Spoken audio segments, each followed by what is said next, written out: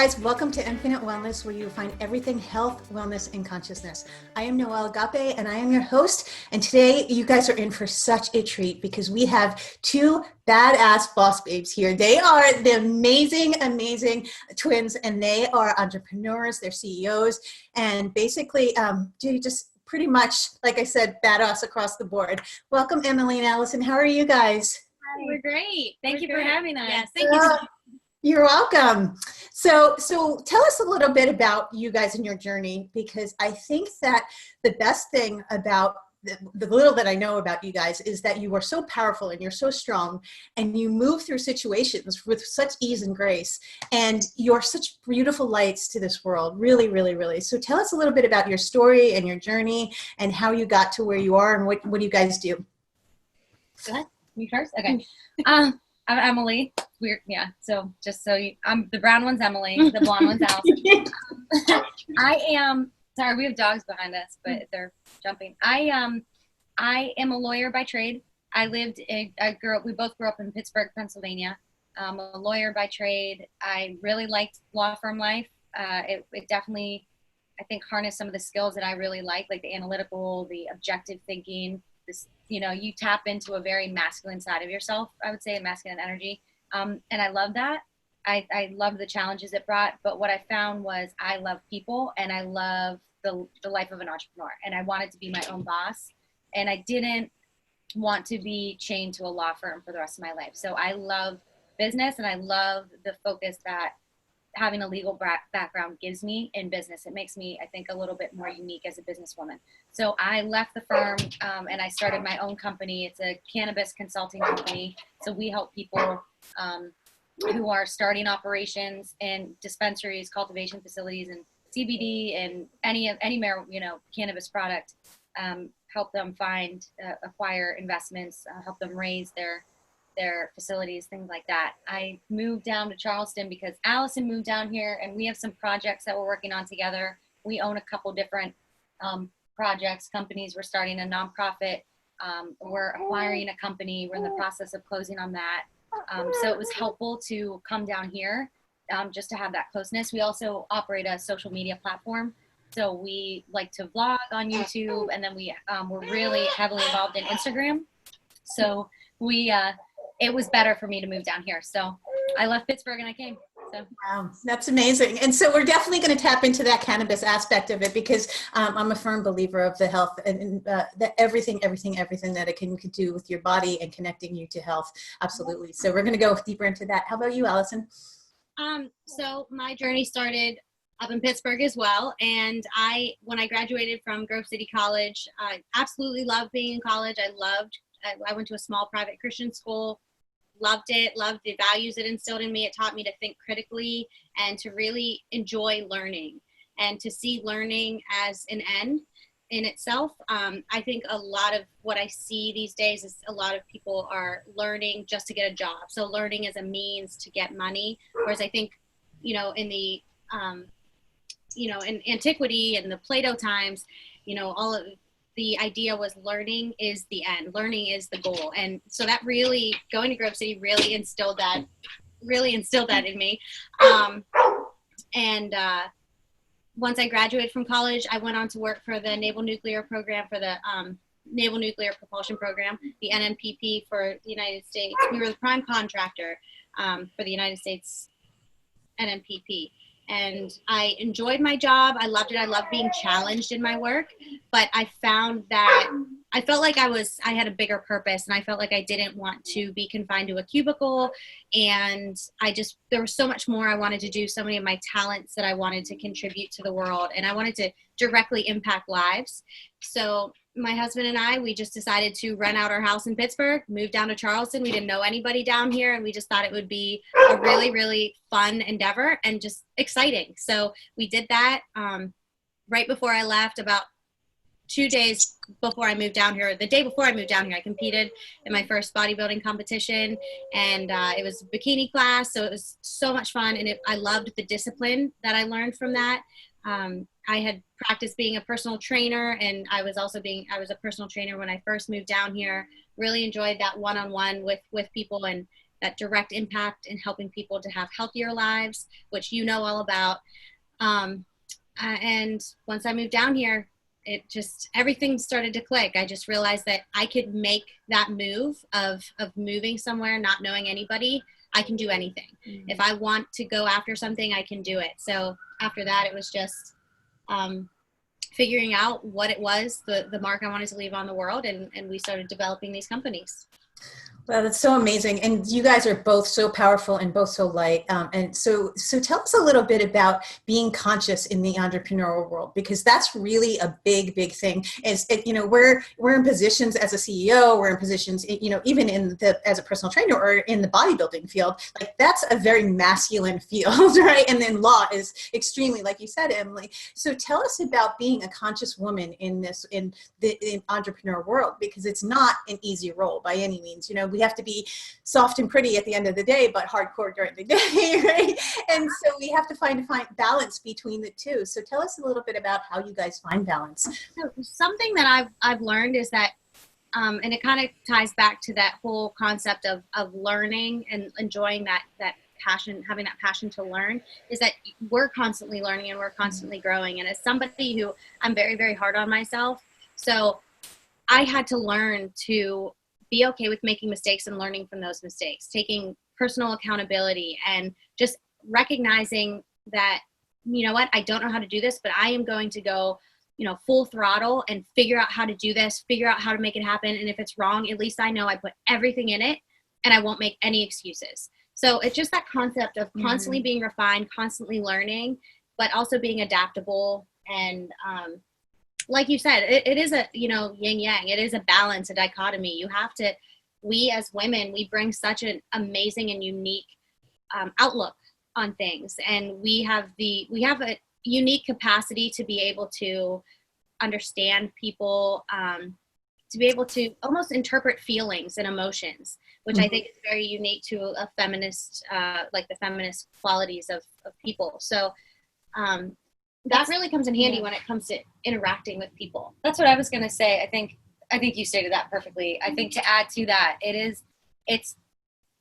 I think our ability as women to bring both to the workplace, to be able to tap into either the masculine or feminine energy when we need to, I think it makes us very powerful players in business, and especially as business owners. And like you said, at the end of the day, like when you're done with your work, or when you're interacting with Tommy, or when I'm going out with people, like you want to bring that feminine touch, right? That joy, like we bring empathy to the workplace. Like we bring that, we have men can have a high EQ too, but I think women, I don't know for sure, but I think women may come easier to women to have a higher, like, emotional, like, intelligence and more empathy. Yeah. So we can tap into that when we need to. I found that it is critical to be able to switch those on and off, because when I first started in the firm, I was so inundated with work and billable hours, and you have to stand up for yourself, and it's just such a rush, right, all the time. So the dogs are literally going crazy behind us. Sorry. But you have to be in a very masculine state in that way.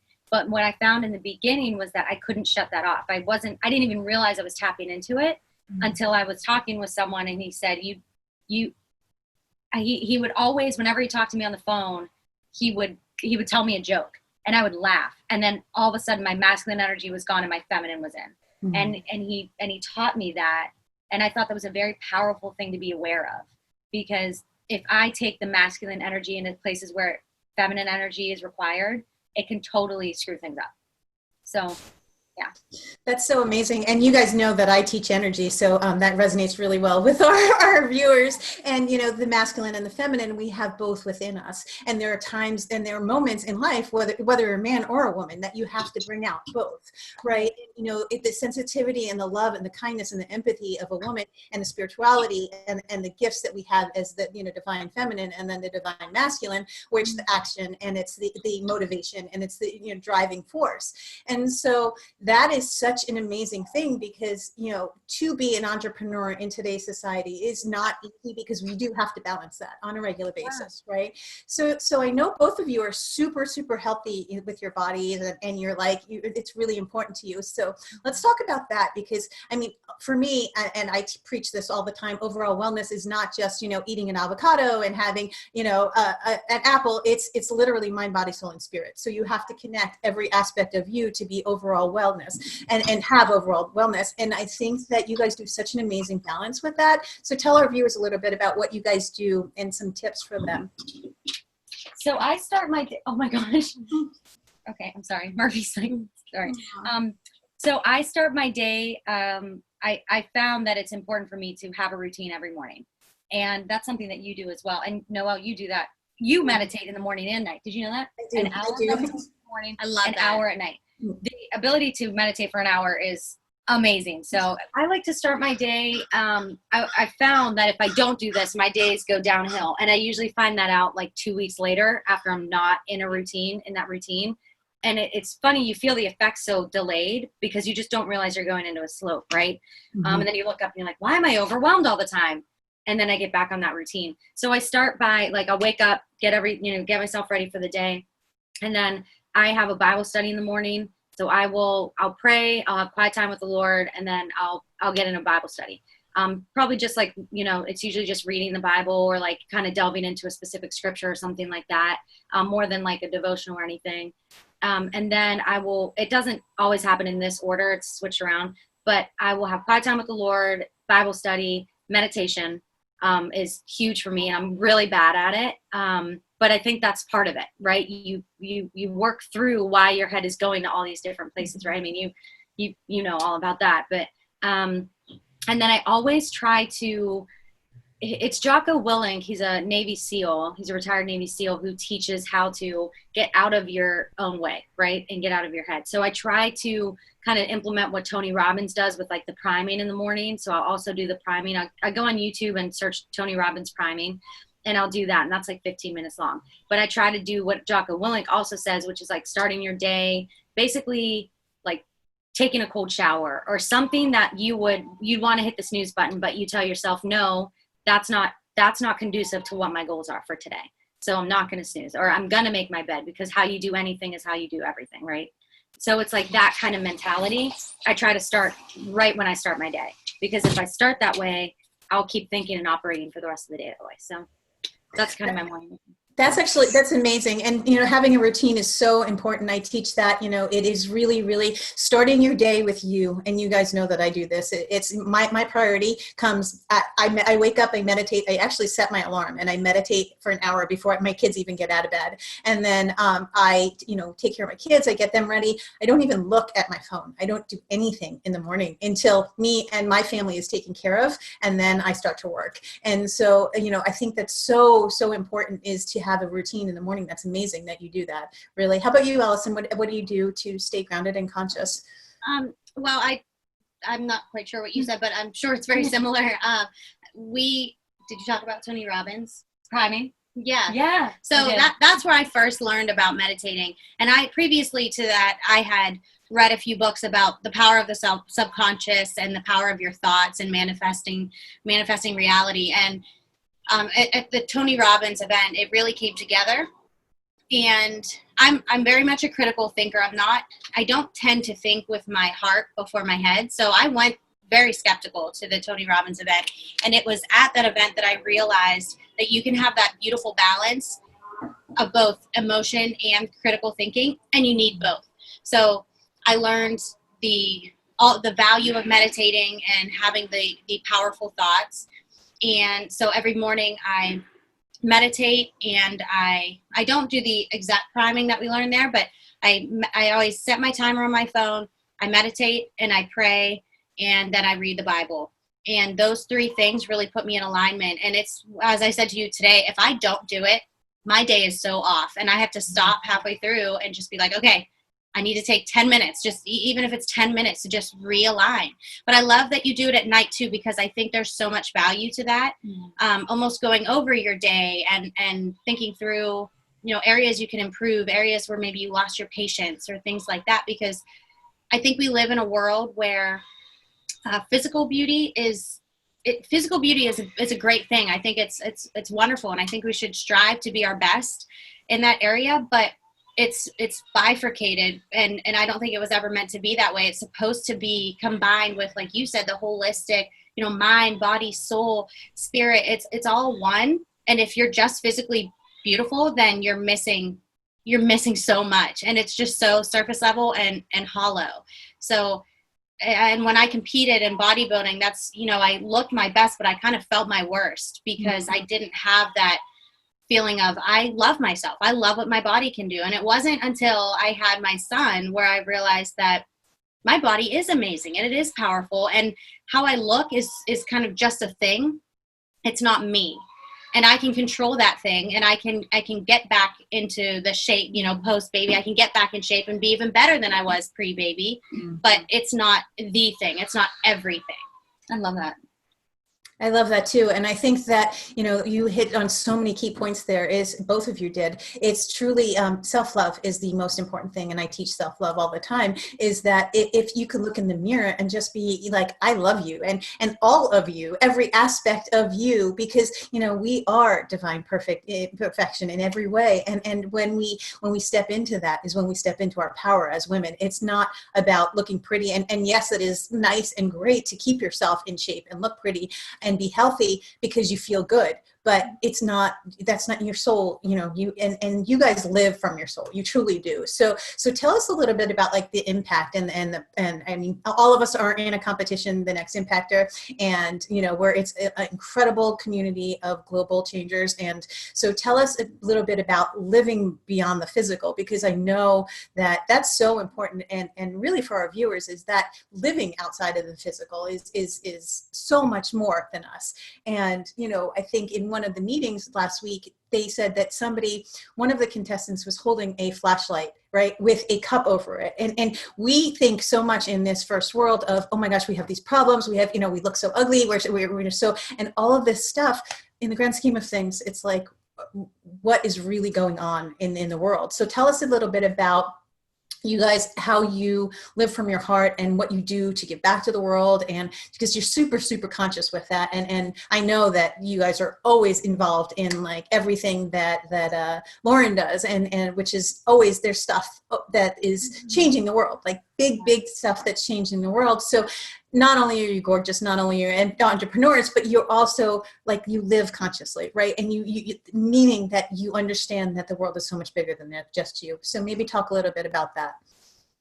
I think, when I was in high school and college, I constantly thought, I want to go to a different country and help people there. And I had this idea that changing the world meant me going overseas and changing the world by living in a hut and doing something like that, doing something very tangible like that. But then I realized, while there is a need for that, there most certainly is, I don't think that we should be doing that at the neglect of our actual neighbors and the people around us. I think that we are in this area for a reason. I don't think anything's an accident. So I think, if you're helping people overseas, but you don't care about your family, you're mean to your family, and you don't care about the person sitting on the corner collecting money because he's a homeless veteran, then what good is that? And I think you need all of that. You need to help the person that you don't know overseas, but you also need to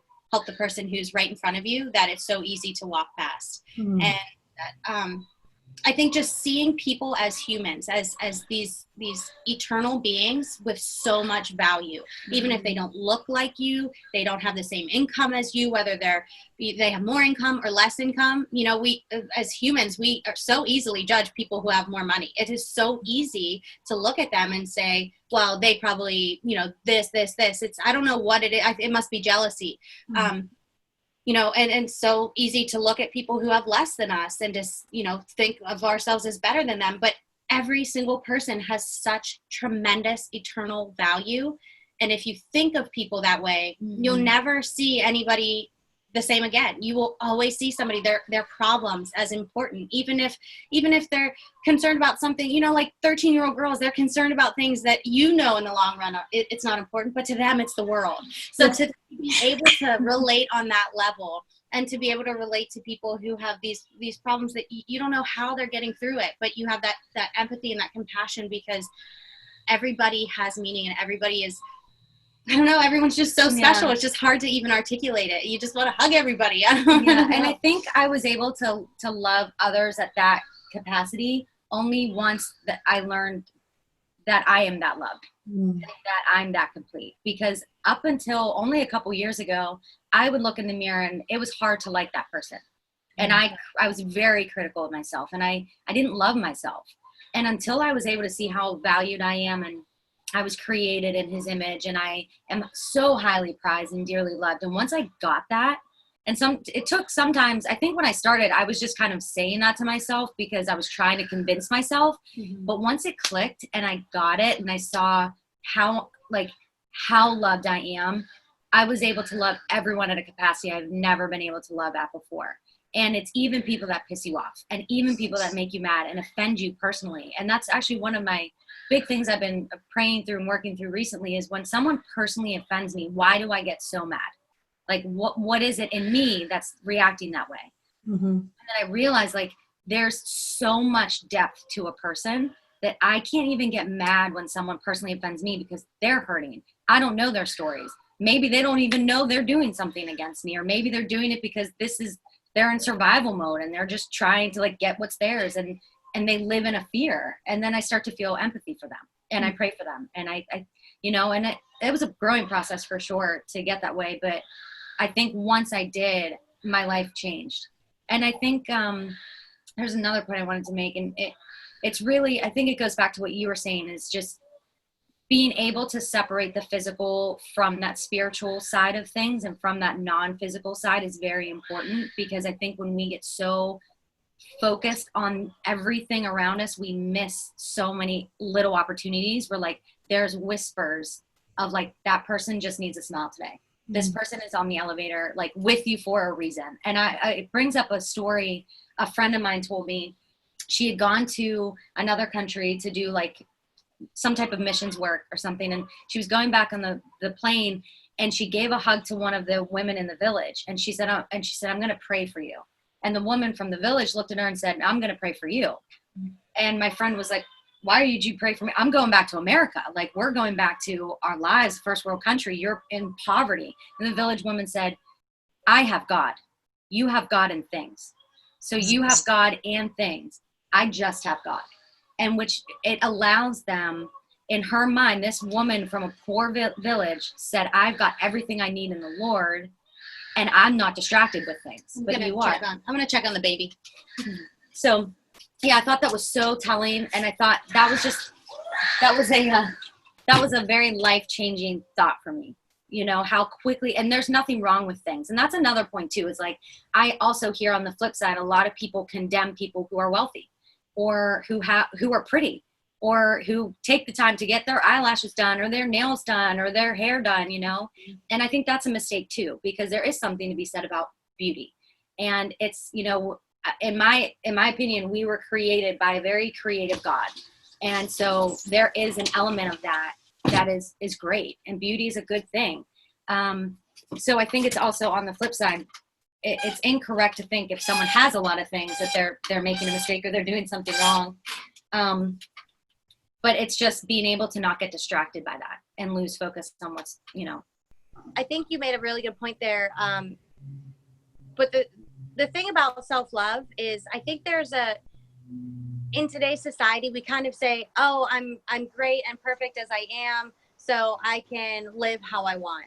But I think there's also a part of there. It's so important to love yourself, but we also we need to have discipline. We need to be disciplined. And I think there's that aspect of love yourself, truly and fully love yourself, but you are also accountable to take care of yourself and to love others, and to do the absolute best that you can with what you have, with where you are, and with, you know, what you've been given. So I just think there's also that side of it too, that a lot of times we miss in society these days, where it's kind of like, I'm perfect the way I am. I can shuck off responsibility, but there's still so much responsibility that we can't lose sight of that. And I think proper self-love really actually encompasses that. I think people aren't fully loving themselves when they're saying, I love myself, but I'm not going to take care of my body, or I'm not going to take care of my health. I think that's actually not loving yourself enough. You know what I mean? So. Oh, it's 100%. I mean, we are responsible for this body, right? It's our vessel. Yeah. And so if we are not taking care, and I teach this all the time, if you're not taking care, the body is the first step. If you are not taking care of your body, and your body actually, it's the most intelligent thing on the planet, right? It talks to us and it teaches us. If, you're sick or you're out of alignment or your back hurts or something like that, it really is just showing you something's out of alignment in your life. It has nothing to do with anything else other than really truly the physical is your connection to the non-physical. So when your body is out of whack, even if you have a headache, even if you're dehydrated at the simplest levels, right? Even if you have inflammation, it is because something is out of whack with you, and you're not connected to your highest self. You're not connected to spirit. You're not. I mean, there's so much there. And I use this example all the time. But let's look at nature, right? When animals and an acorn does never ever looks at another tree and says, yeah, I don't think I'm going to be as good of an oak tree as that. Yeah, an acorn becomes an oak tree, and it just naturally becomes a seed, becomes a beautiful flower or a field of grass, right? And it never stops and it never judges. It just moves and grows through nature. And when we do that and we listen internally to ourselves in our body, that is when the highest gifts come through is of self-love, is okay, I love and honor me, and take it, exercising and eating healthy is honoring you and honoring the gift that God's given us to be here on this planet, right? And so I love that. So well said. Oh my gosh. Yeah, you are very I'm glad articulate. This is recording because I want to listen to that on repeat. So good. So tell us a little bit about, I really want to hear about cannabis, and then I want to hear about the bodybuilding, because two, very, very important things in the health and wellness field, and our listeners are going to really be impacted by this, I believe. So my listeners don't even know this. I mean, they do know that I was in a hospital, but I was in the hospital right before Christmas. I've never been sick in 10 years. I'm super clean. I work out 5 to 7 days a week. I'm very, very healthy. I meditate. I take care of my body. Right before Christmas, I had a virus that attacked my spinal cord, and then it attacked my cranial nerve. And I was in the most excruciating pain I've ever been in my entire life. And I was also going through like a lot of emotional stuff. And I understand that. And I did the work, and I removed everything that needed to be removed on an emotional sense, but I couldn't remove anything on the physical. I went to the doctor. I went to the acupuncturist. I went to the chiropractor. Nothing worked. And then, a friend of mine suggested cannabis oil, and it literally, like, I rubbed it on my back and I rubbed it on my legs, and it was literally the only thing that worked. Like, not even joking. When I said I had neuropathy, which, I couldn't even feel my fingers and my feet. And as a health and wellness counselor, that was a big thing. Because I'm like, wait, I do this for a living. I teach this.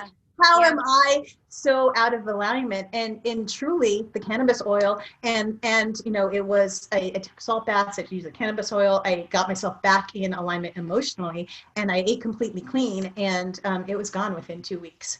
For sure. So tell us a little bit about cannabis and your experience with cannabis, and how in the health industry it is such, because a lot of people, and even myself, had a huge misconception about it. I thought, oh my gosh, I don't want to smoke pot. I don't want to do anything. Yeah. I'm so clean. But then I realized it's a plant, and the health portions of it are taken, and then the THC that, makes you whatever it messes with your body isn't part of the cannabis, right? Or is it? I'm not sure. So it depends. So, okay. So a brief background. I am also like, I grew up anti-drug, anti-pot. Like, I'm not a pothead. I never smoked. Like, I didn't even like the smell of it. I didn't like being around it. And then, you take all the DARE programs in school, and you're like, oh, pot is like of the devil, right? So then I started doing research on it in law school, because I had an assignment about decriminalization that was happening in Pittsburgh with marijuana. So I'm like, I'll take it, because I already know all about it. Like, I hate it, and I started doing research, and I learned the history of it and how it's just been politicized and it's been demonized. And I started thinking, okay, if I look at this objectively, without my preconceived notions, this looks like a plant that's been like victimized since, for decades, right? But prior to that, it was used commonly. So that kind of changed my perception of it. And then I started looking at it from a health standpoint. And then I started getting involved in the cannabis industry and meeting people who got started because cannabis healed their child, or cannabis healed their brain cancer, or like things like that. And there's people who disagree on whether cannabis actually cures cancer and things like that. I believe it does. But yeah, I started looking into that, and it's truly a miracle. It is truly, it's like this healer that God provided in a plant that we have at our disposal. And we're just tapping the surface of all of the powerful things that are inside this plant. We don't even, like THC, yes, is a compound in the plant that we know of. CBD, we know of. And then we have little variations, CBG, like there's so many different ones, but there's hundreds, if not thousands more. Like there's probably hundreds more in this plant that we don't even know its capabilities of as a medicine, of what it's truly effective for. But to your statement about THC being removed and things like that, there's different variations of it, right? You've got CBD that shouldn't have any THC in it, should be below the legal, it's like 0.3% or something like that, THC. So you don't have any psychoactive effects. But there's also cannabis products that have THC in it, but enough CBD that you won't feel the psychoactive effects, you won't get high, but you'll get the medicinal effects of the THC. So I am a huge advocate, huge fan of products that contain THC in them. I've seen what it can do for people. I have met people who've been completely healed, animals that have been completely healed. But it's not a magic pill, right? It is part of a holistic program. Like if you are going to eat like a diabetic and think that you can buy a vape pen and you're not going to have diabetes, that's not going to work. And then you're going to be disappointed in marijuana, and then you're going to hate it, and you're going to say, oh, it was all hype anyway. Or you're going to, there's a lot of people who are getting into the space, they're just learning about it, so they buy a CBD product and it doesn't work for them. But there's so many variations, so many things that your body takes to that in one sense but not in another. So it's a journey. And that's the other thing I would tell people is use it as part of a holistic program in your life. If you're out of balance in different areas, it might not work effectively or at all for you. And two, it's not a magic pill. There is a journey element to this where you have to discover what works for you and what doesn't. So you hit it right on the head when you got one product and it worked. Some people, it takes a few tries, a few different types of products, different quality of products. So, but it's a fun thing to try. I have used different products for different things, and I've seen of it. I've felt the benefits of it. So I'm a fan. I've used it on my dog before. Oh, wow. She's used hemp. So Emily, do you feel that because I was doing the emotional work behind it, like I knew that there was emotions that were happening, and it was not, my spine didn't just go out, out. So because I was taking salt baths, I was eating clean, I was working on my emotions. That was a component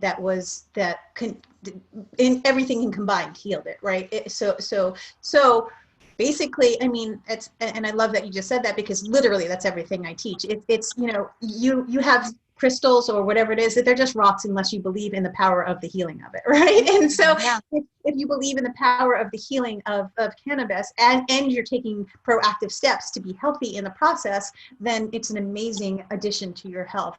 And I love that. That's incredible. Yeah.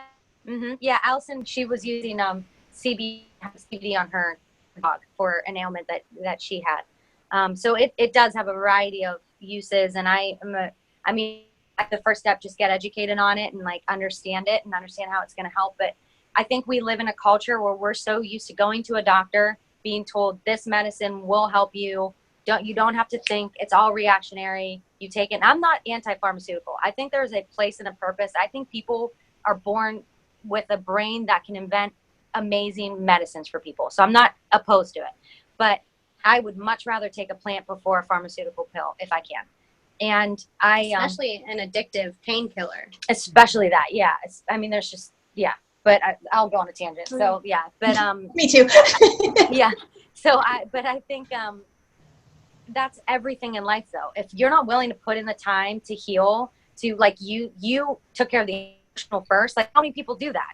they're going to be like, I'm going to get a back wrap. I'm going to get icy hot, and I'm going to go to the doctors and get maybe like a low grade pain medicine, you know, but you took that time, and that's not easy to do. You had to face things emotionally that was not fun. Right. And then you dealt with the physical in the most way you can. So that's like you're the perfect picture of someone like who uses it, you know, not a pothead. Like, it's great. That's amazing. So let's talk about that, because actually that's a very important component of the show as well, is emotional well-being. And, you know, I mean, 16 different things happened during the show that we could have gotten stressed at, and, you know, your baby was crying, your dog was freaking out, and you guys just remain calm. And you're, you know, I love that. I love that about you guys, is that, you know, and let's talk about staying grounded and being an entrepreneur and being grounded, because it's not easy to do life and have 16,000 things going on and stay grounded and you know, at the end of the day still look beautiful and like we're supposed to, right? And have a smile on our face. So how do you guys, some steps that you use to get grounded, and what do you do to get grounded? I know you said meditation, but what else?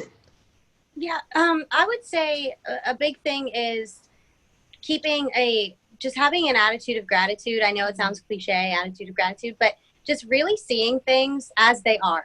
You know, don't blow them out of proportion.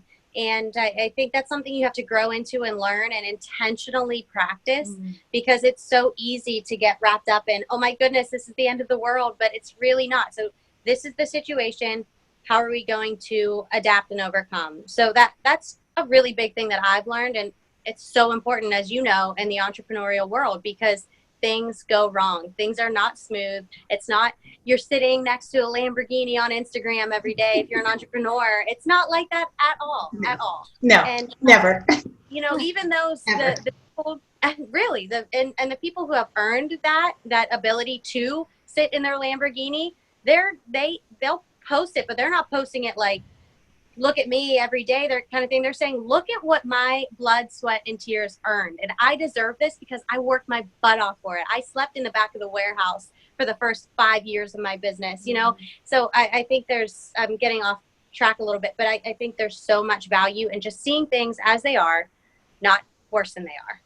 Yeah. I think it's also with that, it's the ability to just, roll with the punches is, I guess, the best way I can phrase it. But it's really truly saying the journey is like you're saying, the process is the end goal. Like the learning is the end goal. Like that's the fun part. So if I do not take time to actually stop and have gratitude for the parts that are hard or the struggle, then I'll lose my mind. I think anyone would. You will burn out. And so I have forced myself to learn to look at a situation and saying, instead of saying, this is a problem, I say, I can't wait to figure out a creative solution to this. Because once I do here, I can carry that solution into this, this, and this. And now my life is 4 times more efficient, right? And like you continue to think like that. And then you relish. This is a cool thing too. Today, like something like cool. Oh, what was it? Something cool happened in one of the things I'm involved in. I can't remember what it was. But I was like, you know what? I'm going to celebrate this moment. And I just had I just stopped in the middle of the grocery store, and I was just like having overwhelming gratitude for something very, very small that I usually overlook. But I said, if I don't stop to have gratitude for these tiny little moments, then I will always feel like I'm trying to obtain something, but it's already here. Like there's so many things to be grateful for. So there's another practice that I make sure that I keep in my life is that, and I heard it from somebody, he calls himself Charlie Rocket. I can't remember his actual name, but he's definitely somebody worth following on Instagram, because he just succeeds. He's a closer. He's just a go-getter, and he doesn't let anything stop him, from his tremendous weight loss to really manifesting his goals but busting his butt to get everything he wants. And one of the things he said is, and it's so true, your mind will find whatever you want it to find. So if you have this attitude of, say your coffee pot didn't start this morning at 5:30 like you set it to, you know, you accidentally set it for 6:30, you know, something that would normally make somebody very upset because their routine is disturbed. Instead of getting, you know, if you get frustrated with that, for the rest of the day, your mind is going to look for anything like, oh, that person cut me off. This is such a bad day. Oh my gosh, is that a cloud? This is such a bad day. Mhm. But if you take this attitude of, I am so grateful that I have coffee in the morning and running water. Man, I'm on a winning streak. That's what Charlie Rocket always says. Yeah. I'm on a winning streak. Yeah. And so then you say that really, and actually say it out loud, because when you say things out loud, it actually, you believe it. You actually believe it. And It's a vibration. you know, exactly. Yeah, And you articulate things so well. I know. Everything that takes me 10 words to say, I you say know. in one. You do. And I love it. things so well. And then if you carry that mindset throughout the rest of the day, your mind will find little things that you would have missed before. You see a penny on the ground, you pick it up. I'm on a winning streak. Yeah. And you just start to see that you are so blessed beyond belief. And if you don't look for it, you'll walk over it every time. Alison, good job. That was really well said. That was so the guys, that was so amazing, because literally that's what I teach. I teach literally, and I mean, you guys know that I'm an NLP trainer, and so with your mind, your mind really is, you're playing games with your mind all day, every day, and it's really just changing the belief system around the story that you have, right? And the greatest thing in the world is that we get to choose, and I teach this all the time. Our power is in choice and intention, because the obstacles are only there to show you where you can be better in your life. And it's anything, I mean, anything, but you know, in the quantum field, nothing can exist without the opposite actually existing, right? And so it has to be, it's just science, that if something exists, the opposite has to exist. So if something terrible is coming up in your life, it means the opposite's already there, readily available for you to step into. And you just change your attitude and move into that, and watch how, I promise, if you do that, watch how the universe just changes every day. And oh my gosh, the flowers are so beautiful. And I mean, I've even started taking things even a little further, where every single day, I realize, oh my goodness, like this person in front of me is here because for whatever reason, this person in front of me in the line, or Bob down the street, or you guys on this show, they're in my universe right now because they're supposed to show me and mirror me something. So if I'm mirroring to them anger and hurt or something, that's what I'm sending out to that person when they're in my world. Why would I ever want that for them, right? And so the greatest thing in the world is when you can live from a gratitude, like you guys said, and just be so appreciative of every moment. The flowers behind me, that your baby in your arms, that you guys get to live together as sisters. Like, beautiful things like that change your world 100%. So I love that. I love that so much. So Alison, we didn't get a chance to talk about I know we just went so in depth with this, but the bodybuilding. Let's talk about that and the discipline of, and I think that it's so amazing because you don't come from a point of a lot. I mean, that's a very, very, the fitness field is a very, very me field, right? It's look how I look, look how I feel. I am the best at this. But your approach is so much different to that, and wellness and in body image. It was more about you conquering something and you overcoming something in your life and getting to a different place. So talk about that, because I love that space that you come from, because it really truly is, and it's mind body, and you could do anything you possibly want if you put your mind to it, and you overcame so many things to get there. So tell us about your journey and that. It's such a beautiful place. Yeah, I would say, it sounds so strange, but since I was a little girl, I remember constantly thinking to myself, why can't I do that? Or why not me? And I don't know, maybe every child thinks that way, and eventually just kind of gets muffled, and eventually you stop hearing that voice. But I remember I kept thinking that throughout my life, and I just specifically remember that thought process was a string that ran through my childhood. And I remember thinking, if I would see somebody who was pretty and bubbly, I would think, I can be that way, and then I would do it. And it wasn't complicated, it was so simple. And I remember I would watch people on YouTube, I would watch fitness channels, and I remember thinking, I could never be like that. And then it hit me, why can't I? Who says I can't? They're normal. They're a normal human being just like me. And there's nothing different about me that says I can't do it. So one day I was sitting with a friend of mine, and we started talking, and I want to say she joked about it first. We should do a bodybuilding competition. And she is an amazing CrossFitter, and like, she's a boss. She is just a great body. She's awesome, and great personality. She's the whole package. Yes, and then I said, yeah, let's do it. And then the next day I texted her, I said, okay, I found us a show. And she's like, oh shoot, Alison is serious about this. So she's like, well, I committed. I'm at least gonna give it a shot. And so then we started dieting down. We started doing the, double cardio sessions, and we were doing, when we didn't feel like it, we were hitting our macros. And then we finally stepped on stage. She did not like it.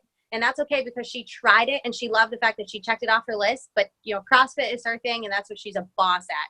But I loved it. As soon as I stepped on that stage, I fell in love with it, which is amazing, because my whole life I struggled with body image. I think just like most girls, I fluctuated between being overweight. I ate too much, and a lot of what I recognize now was a lot of it was I was dealing with problems through eating. And then there were other times in my life where I didn't eat enough. And I remember Emily and I talked about this before, that the doctor said we had anorexic tendencies. So we were not anorexic, but we definitely, I remember we would almost compete to eat less. And I remember snacking on ice chips. And I don't even remember how old I was, but it was not a great, if I had a daughter who was my age doing that, it would break my heart. And I just remember thinking, I'm not thin enough. I'm not thin enough. And I was 93 pounds, and I still looked in the mirror and thought I looked like a whale. And so there's so much to be said about, again, the power of your mind. And, I had to go through that in life to realize, one, I am in control of my body, and I can choose and I can look how I want to look. I just have to do the work. And two, I am not just how I look. It's like we talked about before, it is a part of you, but it is not you. And we do have a responsibility to be our healthiest and to do our best with what we have. So as soon as I did that competition, I fell in love with it. I still look back on pictures, and there's parts of me that's like, oh, I could have lost weight there, or my legs weren't conditioned enough, this, that, or the other. But then I snap back into, yes, there are definitely areas I can improve, but I never would have that opportunity to say I can improve on it if I hadn't taken that step and done it. So it's just, and I think it just builds on each other, is when you make a decision that's a tough decision, but you decide to go for it, the rest of those opportunities in life, they become easier and easier to just go for it.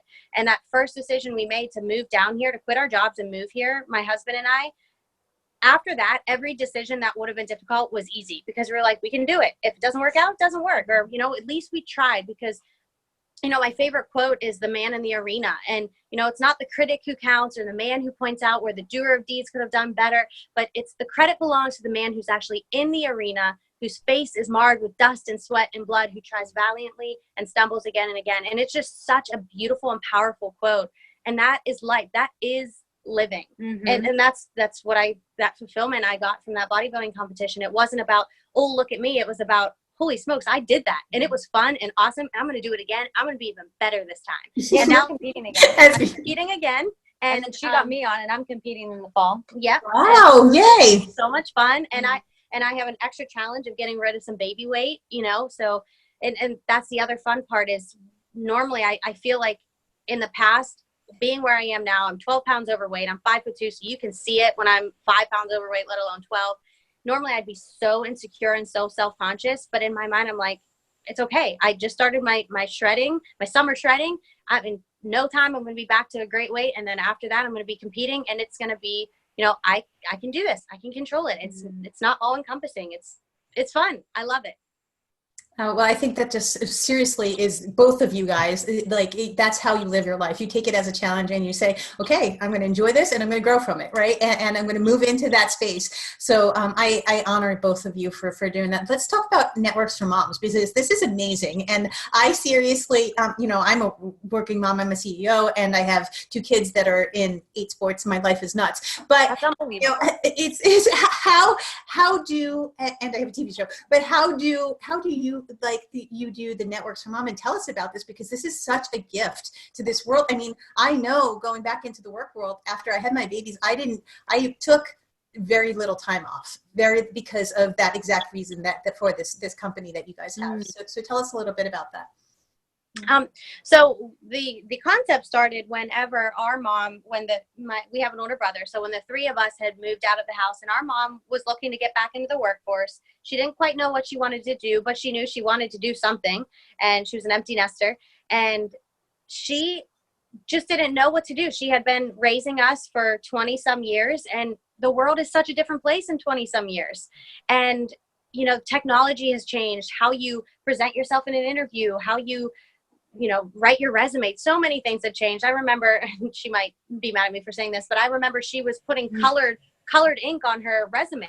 So some things were highlighted, some things were pink, some things were blue. And, she was just so cute. But, if you're going for a professional job, you have to use a certain type of font and things like that.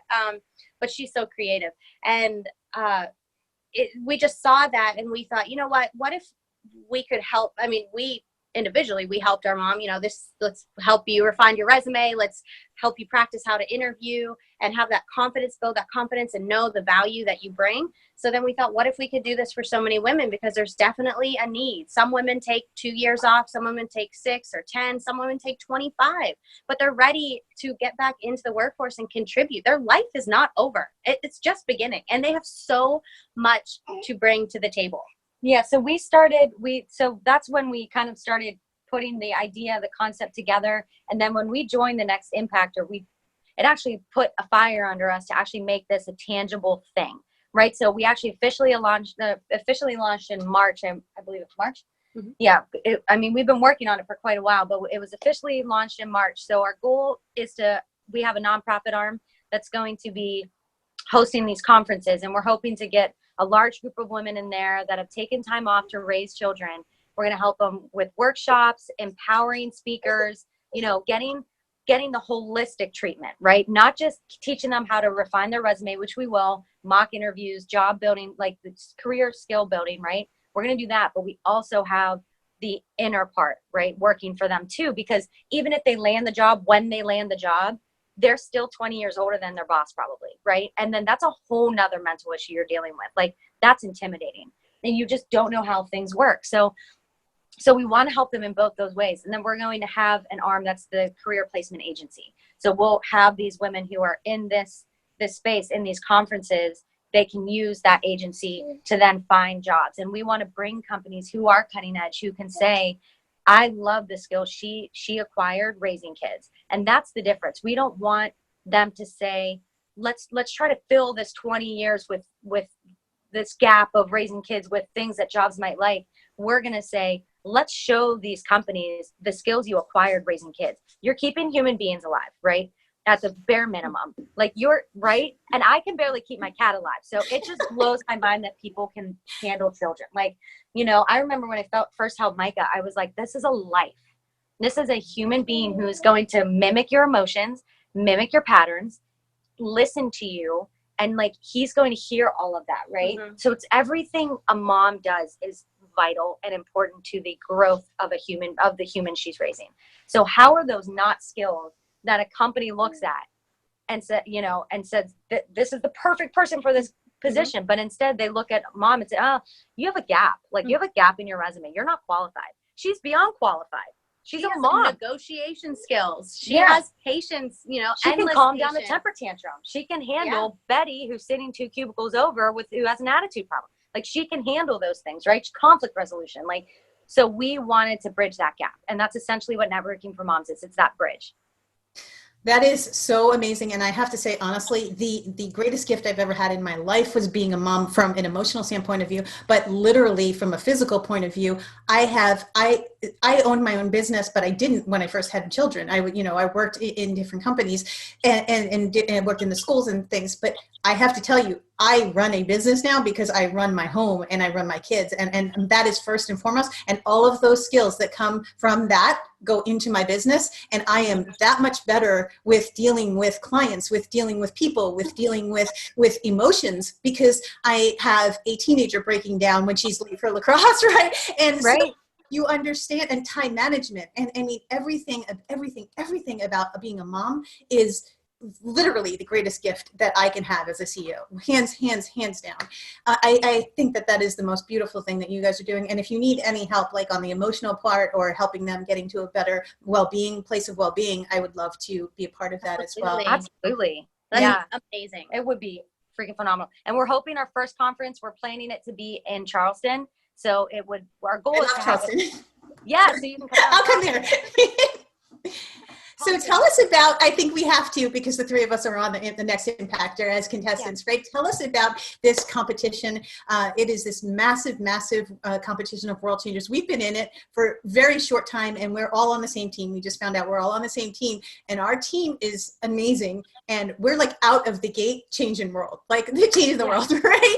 And not, oh, this looks nice, and I want to be on stage, and this is fantastic, like out of the gate world changers. And it's all of everybody in this competition. So tell us a little bit about the competition and what it means to you and why you want to be in a global changer. I think that that's really important.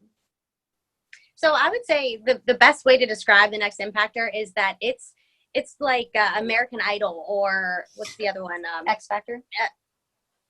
America's Got Talent, maybe. I don't know what X Factor is. Maybe it's X Factor. Oh man, I've been describing it as X Factor to so many people. They're probably so confused. I don't know what it is. Maybe you're right. Wait, what's X Factor? Is that a race show or is that like American Idol? I don't even know.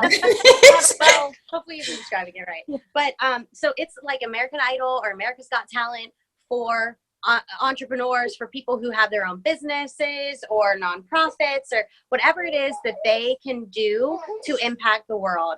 And it is so cool because we now have teams. So there's how many coaches? 5, 6, 5 coaches.